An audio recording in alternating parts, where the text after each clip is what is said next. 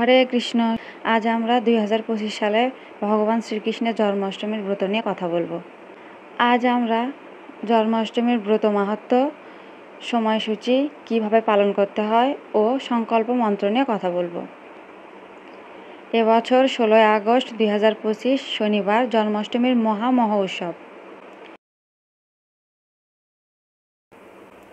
সারা পৃথিবীর সকল স্থানে এবছর একই দিনে জন্মাষ্টমীর ব্রত 16 আগস্ট শনিবার। এবার আসছি সংক্ষেপে ব্রত মাহাত্ম্যে। ভবিষ্য পুরাণে লিপিবদ্ধ আছে যে এই ব্রত পালন করলে সকল সিদ্ধি লাভ হয় এবং সকল পাপ দূরীভূত হয়। এখন আসছি সময় ও তিথিতে।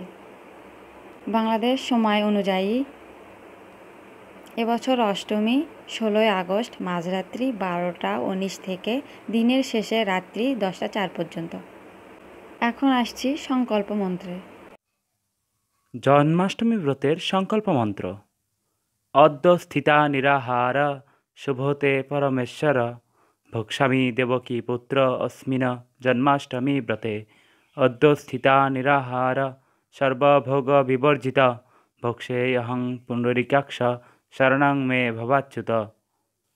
মন্ত্রটির সরলার্থ: হে পরমেশ্বর, হে দেবকীনন্দন, আমি অদ্য অর্থাৎ আজ জন্মাষ্টমী ব্রতে উপবাস থাকিয়া পরদিন আহার করিব। হে পুণ্ডরীকাক্ষ, অদ্য সর্বভোগ বর্জনপূর্বক উপবাসী থাকিয়া কল্য অর্থাৎ কাল আহার করিব। হে অচ্যুত, আপনি মদীয় শরণস্থান হন।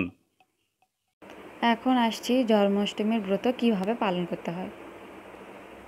16 আগস্ট রাত্রি 12টার আগেই আহার সেরে ফেলতে হবে, তবে আরও আগে সেরে ফেললে ভালো হয়। তারপর সারাদিন নির্জলা উপবাস থেকে রাত্রি 12টার পর জল নিতে পারবেন। হরে কৃষ্ণ। আজকের আলোচনা এতটুকু পর্যন্ত।